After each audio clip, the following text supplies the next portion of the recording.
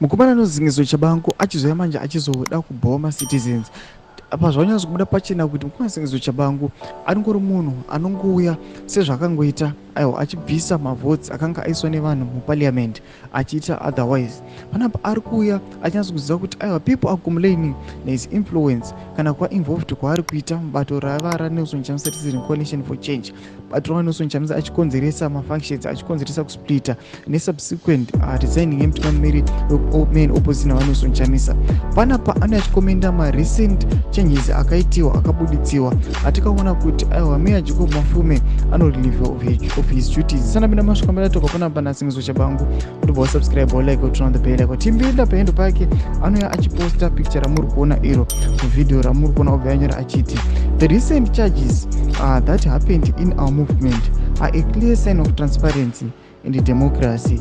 We will make sure that we revert back to the original opposition setup, and nothing and no one will stop us from doing that. We will revive this movement and we are on it. Panapa munoziva kuti singizo chabangu aiwa akapiwa 22 million yamunoziva kuti yanga isiri mari yaifana kupiwa iye ndako kuti never contested muma-elections but akuona kuti ndiye akuya achipiwa mari iyi yeopposition.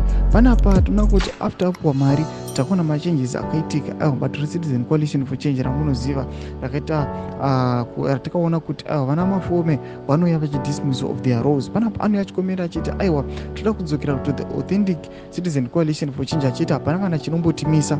Panapa zvinongonyatso kubuda kuti aiwa this guy ka amene kuti akapindwa nei ndako kuti every post yaanoita aiwa inenge ringori yongobhuwa macitizens. Izvi wangotora nezvasingizo chabangu aiwa munhu anotokwira bp inoda kuti anoziva kuti this guy akumborina munhu akadai. So bvunzai mafungiro enyu moti kudii pamusoro pechitiko ichi. Ndako mesection medu, so subscribe or like, turn on the bell icon.